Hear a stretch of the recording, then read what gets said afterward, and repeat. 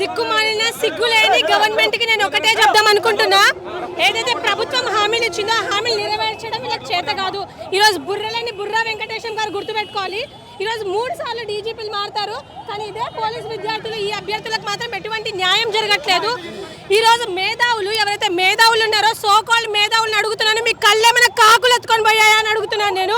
ఈరోజు Somajiguda press club లో ఒక్కసారి కూడా మా నిరుద్యోగుల గురించి మీకు కనీసం సోయి ఉందా అని అడుగుతున్నాను.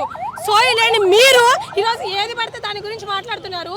అదే తెలంగాణలో ఇంతమంది నిరుద్యోగులు ఇక్కడ గోసపడుతుంటే మీకు కనిపించట్లేదా అని అడుగుతున్నాను నేను ప్రభుత్వాన్ని అండ్ మేధావులు ఎవరైతే హూ బెగ్డస్ మా దగ్గరకు వచ్చి మాకు ఓట్లేయండి, కాంగ్రెస్ పార్టీకి ఓట్లేండి అని అడిగిన ప్రతి ఒక్క ఎదవని నేను అడుగుతున్నాను. ఈరోజు మా నిరుద్యోగుల సమస్యలు వాళ్ళకి కనిపించట్లేదా? 2 లక్షల ఉద్యోగాలు ఇస్తామని మభ్యపెట్టి ఈరోజు 2 లక్షలు కాదు కదా, కనీసం 70,000 కూడా ఇవ్వడం చేత కాలేదు మా ముఖ్యమంత్రి గారికి. ఈరోజు నేను ఇక్కడ ఉన్న పోలీస్ వాళ్ళని కూడా అడుగుతున్నాను, ఇదేం రాజ్యం అండి? ఇది నిజంగా దొంగల రాజ్యం. ఈరోజు రెవెన్యూ లేదు, బడ్జెట్ లేదు అని అంటున్నారు. మరి బడ్జెట్ లేనప్పుడు హామీలు ఎవడి ఇవ్వమన్నాడు? ఎవడి తాతి ఇవ్వమన్నాడు? ఎవడివ్వమన్నాడు? ఈరోజు హామీలను అడుగుతున్నాను. ఈరోజు ఒకటే ఒక ప్రశ్న అండి, ఎవరైతే మా నిరుద్యోగులు ఉన్నారో ఇక్కడ ఎవరైతే నిరుద్యోగులు ఉన్నారో దిల్సుఖ్ నగర్లో మీకు అందరికీ తెలుసండి, ప్రతి మీడియాకి తెలుసు, ప్రతి తెలంగాణ రాష్ట్రంలో ప్రతి ఒక్కరికి తెలుసు.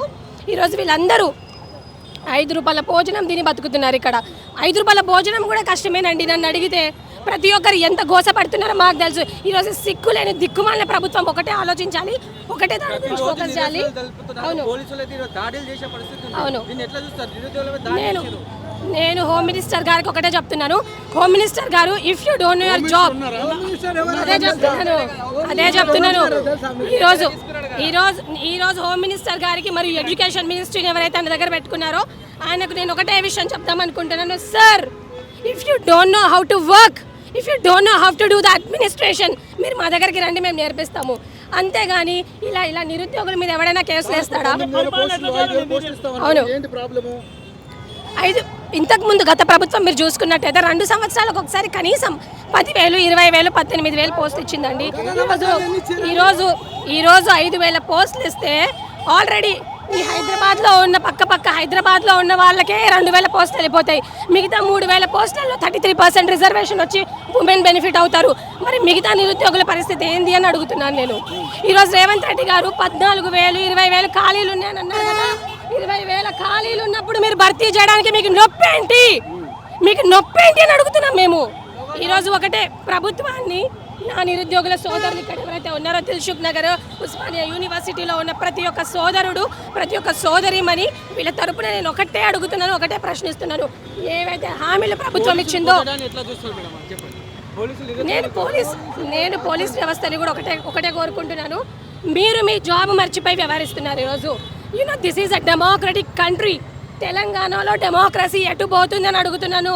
ఎవరైతే రాహుల్ గాంధీ అంటాడు కదా, ఒక సంవిధానం పట్టుకొని సోషల్ జస్టిస్ అంటాడు, ప్రతి ఒక్కరికి మాట్లాడే అవకాశం ఇవ్వాలని అంటాడు. మరి ఈరోజు మేము ఒక పీస్ఫుల్ ర్యాలీ చేస్తున్నాం. This is not a protest. Peaceful ర్యాలీకి ప్రొటెస్ట్కి చాలా డిఫరెన్స్ ఉంటుంది. మేము ఒక పీస్ఫుల్ ర్యాలీ చేసినప్పటికీ కూడా ప్రభుత్వం కావాలని మా మీద కక్ష సాధిస్తుంది.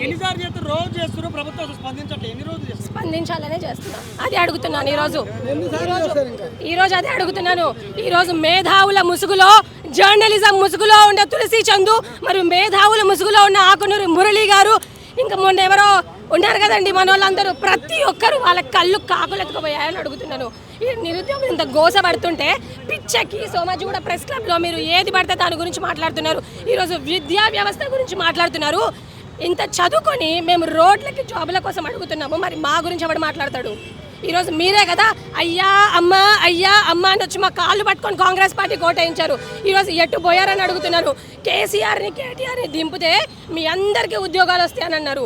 దింపారు కదా కేటీఆర్ గారు, పాపం వాళ్ళ పనులు వాళ్ళు చేసుకుంటున్నారు. వాళ్ళ అపోజిషన్ నుండి కూడా కొట్లాడుతున్నారు. ఈరోజు మీరేం చేస్తున్నారని నేను అడుగుతున్నాను. ఈరోజు వాళ్ళ హయాంలో బాగానే, వాళ్ళ హయాంలో 18,000 నుంచి 20,000 ఉద్యోగాలు ప్రతి 2 సంవత్సరాలకు ఇచ్చారా ఇవ్వలేదా? కానీ ఈ ప్రభుత్వం వచ్చి 2.5. కానీ ఇప్పుడు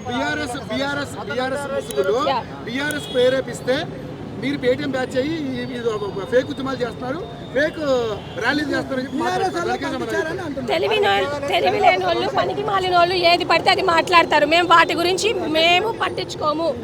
తెలివి లేని పనికి మాలిన వాళ్ళు ఏది పడితే అది మాట్లాడతారు, వాటి గురించి మేము పట్టించుకోము. మా సూటి ప్రశ్న ప్రభుత్వానికే, ఈరోజు హైదరాబాద్కి వచ్చే ఇన్వెస్ట్మెంట్స్ ఎట్టుపోతున్నాయి. ఈరోజు ఫ్యూచర్ సిటీ అని అంటున్నాడు. మాకు ఫ్యూచర్ లేకుండా చేసి ఫ్యూచర్ సిటీ ఏం చేస్తారని నేను రేవంత్ రెడ్డి గారిని అడుగుతున్నాను. అపోజిషన్ పార్టీ వాళ్ళు మిమ్మల్ని పంపిస్తున్నారు అంటారు. లేదండి నో, నేను ఇదే ప్లాట్ఫామ్ నుంచి ఏవైతే అపోజిషన్ గవర్నమెంట్స్ ఉన్నాయో, ఏదైతే రేవంత్ రెడ్డి గారు ఉన్నారో, ఏదైతే కాంగ్రెస్ గవర్నమెంట్ ఉందో, ప్రతి ఒక్కరికి ఒకటే చెప్తున్నాను, we are not incline to any government. ఈ రోజు మేము ఇక్కడ ఎవరైతే ఉన్నామో స్వచ్ఛందంగా వచ్చాం. ఉన్నాయో నోటిఫికేషన్ ఇస్తామన్నారో అవి మా విద్యార్థులకు అసలు సరిపోవు. ఇక్కడ దిల్సుఖ్ నగర్లో లక్షలాది మంది, వీళ్ళందరూ కూడా పేద కుటుంబాలకు చెందిన వాళ్ళు. తిండి తినలేక వాళ్ళు చాలా గోసపడుతున్నారు. పక్కన సాయిబాబా గుళ్ళ తిండి తింటున్నారు. ఈరోజు రేవంత్ రెడ్డి గారు మన బట్టి విక్రమార్క గారు లాగా వేలకు వేలు పెట్టి నీళ్లు కూడా తాగే పరిస్థితి లేదు వీళ్ళకి. అందుకని ఒకటే రిక్వెస్ట్ చేస్తున్నాం, ఏవైతే ఖాళీలు 20,000 19,000 అని ఏవైతే ప్రభుత్వం చెప్తుందో ఆ ఖాళీలన్నీ భర్తీ చేయాల్సిందిగా మేము కోరుకుంటున్నాము. ఏదైతే ఏజ్